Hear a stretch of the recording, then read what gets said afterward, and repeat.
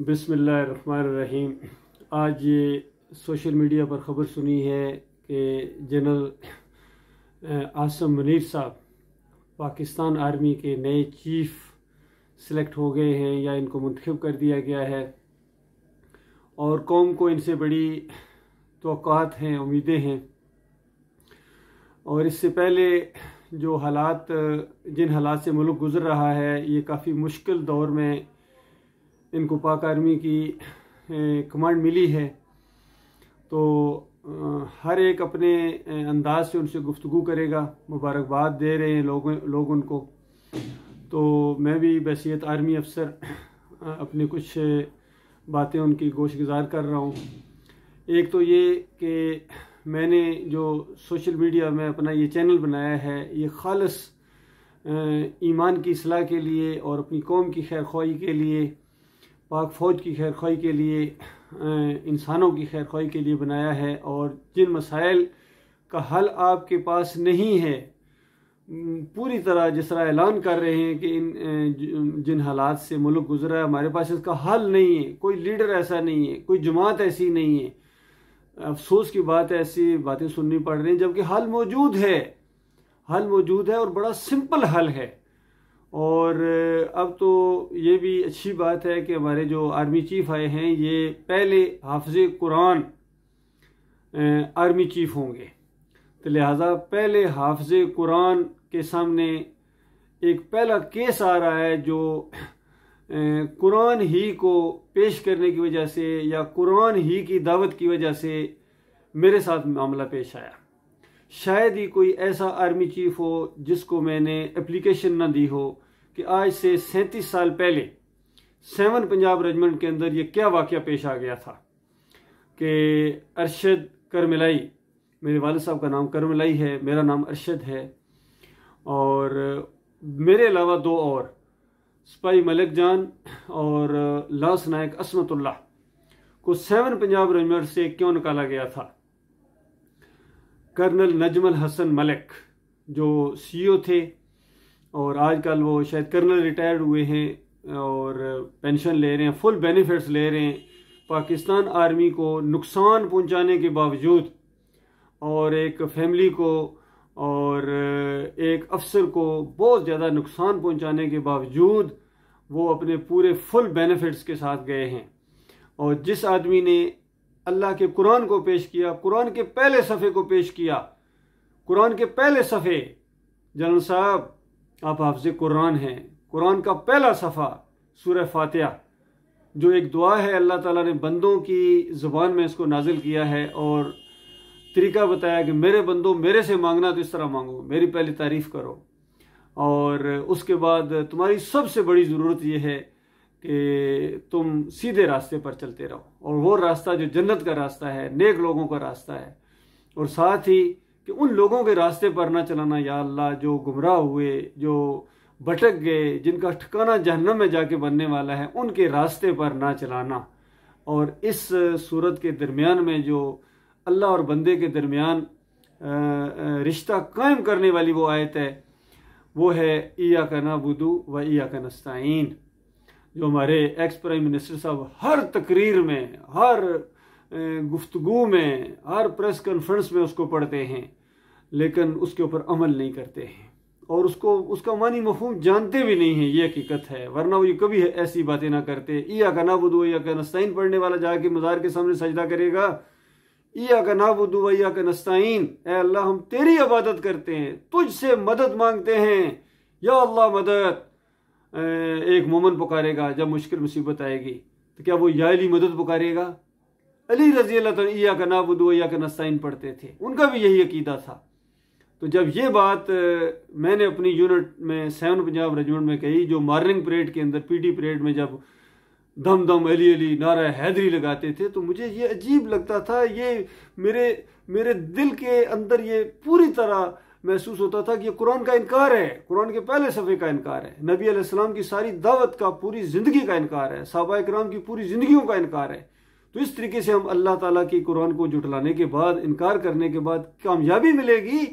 क्या हम नारा हैदरी या अली मदद लगा के जब जंग में जाएंगे, मारे जाएंगे, तो शहीद होंगे, तो ये बातें जब सामने आई और पूरी तरह बात खुल गई, तो फिर कर्नल नजमुल हसन मलिक ने हम तीनों के खिलाफ ये केस बनाया, उनको अपने तौर पर निकाल दिया। बहरहाल उनको कुछ बेनिफिट तो मिल गया, लेकिन मुझे तो वो नहीं निकाल सकते थे। मेरे खिलाफ उन्होंने बल्कि मुंह पर हाथ फेर के उन्होंने कहा था कि मैं देखूंगा तुम किस तरह आर्मी में रहोगे। तो उन्होंने इसको पर्सनल लेने के बाद उसके कंटेक्ट से आपस में, और फिर ज़बरदस्ती जिस तरह बंदे को मेडिकल केस बनाया जाता है, झूठ बोल के CMH ले गए और वहाँ जाके जिस तरीके से उन्होंने वहाँ अपने कंटेक्ट्स के लिए एडमिट करवा दिया। ये सारी आप इन्वेस्टिगेट करें कि ये वाक़या पेश आया है या नहीं पेश आया। अभी तो वो JCOs, अभी तो वो और कितने जवान और ऑफिसर्स जिंदा हैं हमारी यूनिट के, वहाँ मुख्तलिफ जगहों पर होंगे। आपके लिए तो कोई मसला नहीं है, आपके एक इशारे के ऊपर सारे वहाँ GHQ में आ सकते हैं, आप उसकी इंक्वायरी कराएं। और पूरी तरह ये केस है, खालिस ईमान का केस है, तौहीद का केस है, कुरान का केस है।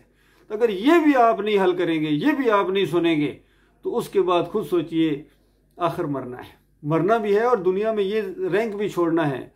बाजवा साहब देखने कितनी कमर बाजवा साहब, उनको भी मैंने एप्लीकेशनें भेजी, लेकिन उनके कान पर जूं तक नहीं रेंगी है। और एक्सटेंशन ले लो, कितनी एक्सटेंशनें लेंगे? अभी तो एक एक्सटेंशन ली है, 6 साल पूरे किए हैं, एक और ले लेते 9 साल पूरे कर लेते, एक और ले लेते 12 साल पूरे कर लेते, एक और कर लेते ले लेते 15 साल पूरे कर लेते, फिर आखिर फिर कुर्सी छोड़नी। इसी तरह ज़िंदगी का भी मामला है, महीने साल के अंदर तब्दील होते हैं, और साल के बाद कितने साल और जियोगे? 50 साल, 60 साल, 70 साल के तो मेरे ख्याल में होंगे बाजवा साहब, या इसके करीब करीब 60 साल का तो अब मैं होने वाला हूँ। 37 साल पहले का ये केस है, और आप पूरा रिकॉर्ड चेक करें। ये नहीं कि मैं अब आपको बता रहा हूँ और आप कहें अब आप ये मुझे बता रहे हैं, पहले क्यों नहीं बताया? जनरल ज़िया से मैं शुरू हुआ था, ज़िया उल हक साहब से। कोई आर्मी चीफ ऐसा नहीं जिनको मैंने एप्लीकेशन ना दी हो, पूरी फाइल मौजूद है आपके रिकॉर्ड के अंदर। और इसी तरह हर सदर जो भी आते रहे हैं। तो मेरा ये भी जहन होता था कि ठीक है, इन्होंने, मुझे पता है ये इनके दिलों के अंदर अल्लाह का कोई वकार नहीं है, अल्लाह की कोई इज्जत नहीं है, लेकिन फिर भी मैं देता रहा हूँ कि एक तो दावत पहुँचेगी। ज़्यादा मेरा मकसद दावत पहुँचाना होता था कि ये वाक़या पेश आया है, ईमान अकीदा ये होना चाहिए, शिरक ये है, इसकी वजह से तुम्हारी दुनिया में भी ज़िल्लत और ख्वारी होगी, कोई हैसियत नहीं। देखिए मुल्क कहाँ पहुँच चुका है, कितनी ज़बरदस्त फौज हमारे पास मौजूद है, एटम बम हमारे पास मौजूद है, और मिसाइल टेक्नोलॉजी जो बहुत ज़्यादा चीज़ होती है वो भी, अब ड्रोन की टेक्नोलॉजी, यूथ हमारे साथ कितनी, हमारे पास कितनी ज़बरदस्त यूथ मौजूद है, कितना ज़री खिता हमें अल्लाह ताला ने दिया है। लेकिन उसके बाद मैशत कहाँ पहुँची रही है, अंदाज़ा नहीं। ज़री मुल्क हो, यही पढ़ते रहे अपनी किताबें, ये पाकिस्तान एक ज़री मुल्क है, ज़री मुल्क वाला गंदम मंगवा रहा है, वो ये चीज़ें मंगवा रहे हैं, ये सारी चीज़ें परेशान है, मैशत कमज़ोर है, डूब रही है। क्यों डूब रही है? करप्शन की वजह से, और इस बैड गवर्नेंस की वजह से, और इस जमहूरियत की वजह से, और अभी भी इसी को पॉलिश करते हैं। ये बुत है, ये बुत है, अल्लाह का इनकार है, कलमे का इनकार है, कुरान का इनकार है, जमहूरियत का सिस्टम। तो कब आओगे इस्लाम की तरफ, ईमान की तरफ कब आओगे? और अब हाफिज़ कुरान भी अगर नहीं आएंगे तो फिर कोई नहीं आ सकता है, इल्ला माशाअल्लाह। अल्लाह चाहे तो जिसके ज़रिए अल्लाह ताला अपना काम ले ले, अल्लाह ताला लेगा अपना काम। इस पाकिस्तान ने पाकिस्तान बनना ही बनना है, यकीन कीजिए। ये खोखले नारों से, ये जमहूरियत के ज़रिए कभी पाकिस्तान नहीं बनेगा। जमहूरियत बजाते खुद एक गंद है, तो पाकिस्तान कैसे बनेगा? पाक सर ज़मीन कैसी होगी? ज़मीन को पाक कैसे किया जाएगा? शिरक से, कुफर से, अल्लाह की नाफरमानी से, कुरान के इनकार से किस तरह इसको पाक किया जाएगा? तो ये इस तरीके से तो नहीं हो सकता है। शैतानी सिस्टम के बाद आप समझते हो मदीना रियासत बन जाएगी, ये नहीं हो सकता है। तो बहरहाल अल्लाह ने आपको मौका दिया है, अब आपकी बारी है इस केस के हवाले से भी, और ओवरऑल पाकिस्तान की जो भी एक फ़ौज है उसके एक कमांडर की हैसियत से भी, एक जर्नैल की हैसियत से। बाकी ये मेडल लगाने से कुछ नहीं होता। इतने मैं हैरान रहा था जनरल बाजवा साहब के मेडल गिनने से, उनकी लिस्ट ख़त्म नहीं हो रही है। लेकिन ओवरऑल देखा जाए, बताइए क्या करना है, कौन सा इलाका फतह किया है? क्या बांग्लादेश वापस लिया है? वो भी नहीं ले सके। कश्मीर का मसला हल किया है, वो भी नहीं कर पाए हैं। तो क्या करोगे? मेडलों को उठा के 17 साल नौजवान आया था बगैर मेडल के, 17 साल नौजवान आया था मोहम्मद बिन कासम, पूरी तारीख बदली कर दी उसने, ज़मीन के नक्शे बदली कर दिए उसने। तो ये मोमिनों के ज़रिए, मुखलिस मोमिनों के ज़रिए, मुखलिस जर्नैलों के ज़रिए जब ये मामला आगे बढ़ेगा, तब तब्दीली आएगी, तब खैर आएगी, तब मुल्क की मैशत जो है बिल्कुल बहाल हो जाए। आपके कर्जे चुटकियों में हल ना हो गए तो मुझे कहना, क्योंकि मैं कुरान के इल्म को जानता हूँ, ईमान को जानता हूँ। अल्लाह फरमाए वान तुम लालौना इन कुंतुम मोमिनीन, तुम सरबुलंद रहोगे अगर तुम मोमिन बन जाओ। तो बताइए कि अल्लाह का वादा झूठा है? और कहीं मालिक फरमाता है सूरह नूर के अंदर कि अल्लाह ताला मोमिनों, मुखलिस मोमिनों के साथ अल्लाह ने वादा खिलाफत किया है जिस तरह पहले लोगों के साथ होता रहा है। और ये है कि या बुदूननी वला युशरिकून बी शैया, ये है मुतालबा कि मेरी बंदगी करोगे, मेरे साथ शिरक नहीं करोगे, तब हमें तुम्हें इक़्तिदार बख्शेंगे, हम तुम्हें खिलाफत अता फरमाएंगे, हम तुम्हें आला करेंगे, हम तुम्हें दूसरों के ऊपर हकम बनाएंगे, सब तुम्हारे महकूम होंगे, जिज़िया देकर ज़िंदगी बसर करेंगे। तो ये सारे झूठे वादे थे नौज़ बिल्लाह। सहाबाए किराम के साथ ये वादे पूरे हुए हैं। क्यों? वो मोमिन थे, वो मुखलिस थे। अपने सिलेबस के अंदर lieutenant to captain promotion exam में बस सोर्ड ऑफ अल्लाह पढ़ाई जाती, खालिद बिन वलीद, ये वो कोई एक जर्नैल मुझे बता दो जो खालिद बिन वलीद वाला अकीदा रखता हो, कोई एक बता दें, कोई एक ब्रिगेडियर बता दें, कोई एक कर्नल बता दें जो उस अंदाज से सोच रखता हो। कोई नहीं है। सिर्फ कंपनियों के नाम रखने या टैंकों के नाम रखने से वो चीज़ हासिल नहीं होगी, वो इज्जत हासिल नहीं होगी। मेरे प्यारे भाइयों, मेरे फौजी जवानों, मेरे पाकिस्तानियों, मेरे मुसलमान भाइयों, ईमान की बाजी खेलनी है, आपने आगे बढ़ना है। ईमान को इख्तियार करना ही करना है।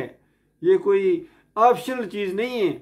बात मानोगे अपना भला करोगे, नहीं मानोगे तो उसके बाद अल्लाह बेनियाज ज़ात है, जहाँ लाखों करोड़ों अरबों खरबों जहन्नम के आका ईंधन बन चुके हैं। जहन्नम मुंह खोले इंतज़ार में बैठी हुई है। यकीन कीजिए कि यह लिहाजा ये ईमान की बात है। ये है ला इलाहा इल्लल्लाह मुहम्मद रसूलुल्लाह, कि अल्लाह के अलावा कोई इलाह नहीं, कोई माबूद नहीं है। ये कलमा वाकई बंदे को दिलेर करता है। ये कलमा जो है एक इनकलाब बर्पा कर देता है और डर ख़त्म हो जाता है, खौफ ख़त्म हो जाता है। फिर आप अल्लाह के अलावा किसी और के सामने नहीं झुकते हैं। तो ये इमरान खान साहब कहते हैं अल्लाह के अलावा किसी और के सामने नहीं झुकना है। और इसी जलसे से फारग होकर जाके गन शकर वहाँ जाके सजदा करते हैं। झुकता है इनका सर, गबरू जवान का सर जाके माथा वो चौखट के ऊपर टेक देते हैं और फिर कहते हैं नहीं ये तो शिरक नहीं है, ये तो सजदा तो नहीं है। तो फिर क्या है? ये रुकू है, क्याम है? ये जो सजदा आपका सर जाके ज़मीन के ऊपर जाके लगता था, ये क्या चीज़ है? ये इसी को शिरक कहते हैं, इसी को सजदा कहते हैं। और इसका जब तक एहसास पैदा नहीं होगा, इसका जब तक इसका इदराक पैदा नहीं होगा, ईमान पैदा नहीं होगा, कोई खैर नहीं आ सकती उम्मत के अंदर। लिहाजा ये पहला केस आपके सामने मैं ला रहा हूँ। मेरा PA number 23232 70th PMA long course से मैं पास आउट हुआ था और JC 9 जो कोर्स था उसके साथ मैंने अपनी ट्रेनिंग की है। 2 साल जूनियर कैडेट बटालियन में और 2 साल फिर पाकिस्तान मिलिट्री एकेडमी में, फिर 7 पंजाब रेजिमेंट में मेरी पोस्टिंग हुई थी और मैंने अपने बेसिक कोर्सेज A ग्रेड में किए हैं, OW हो या CHW हो। और मैं अभी यानी लेफ्टिनेंट ये था कि मुझे CO ने एजुरेंट लगा दिया था। मेरे आने से पहले ही उसने वो लगा दिया एजुरेंट। तो जब ये मामला सामने आया तो उन्होंने ये कि ना सिर्फ वो एजुरेंट ख़त्म हो बल्कि वो जो आप इसकी भी तहकीक करें कि 7 पंजाब रेजिमेंट के अंदर जो एजुरेंट के वो बोर्ड लगा होता है जिस पर नाम लिखे होते हैं, उसमें पूछें, कोरो 1 देखें, पार्ट 1 आर्डर देखें और पूछें कि यहाँ क्यों नहीं अरशद का नाम है, बताइए। इतनी दुश्मनी अल्लाह के मामले में, ईमान के मामले में वहाँ ये नहीं। ये भी सबूत है, सारे आपको मिल जाएंगे, एक से एक सबूत आपको मिलेगा।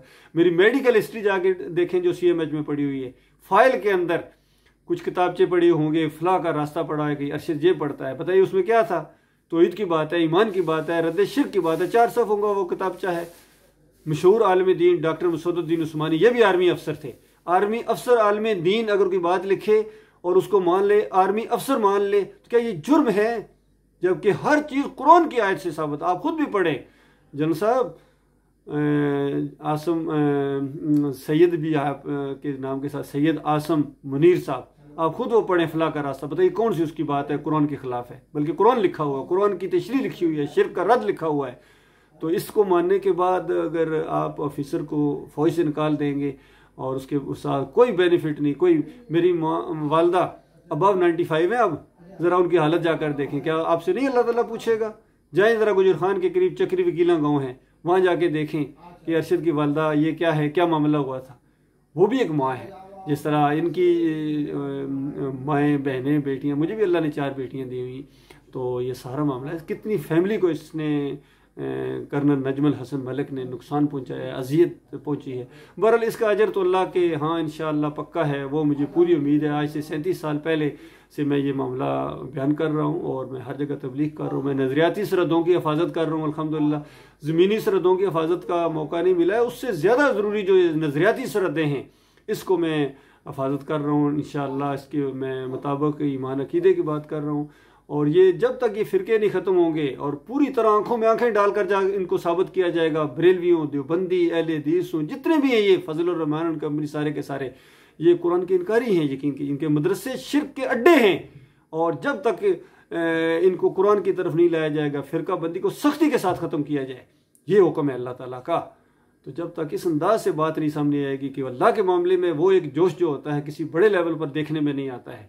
सूद का निज़ाम चल रहा है, अंदाज़ा लगे, फाशी देखी चल रही था, क्या अल्लाह ताला आपसे नहीं पूछेगा कि आपको इख्तियार इसलिए दिया था, आपको जर्नली इसलिए दी थी, किस तरह नाफरमानियाँ होती रहें और आप देखते रहें, मुस्कुराते रहें और शिर्क और कुफर के मुहाफ़िज़ बनकर साथ चलते रहें इनकी दफ़ा के लिए?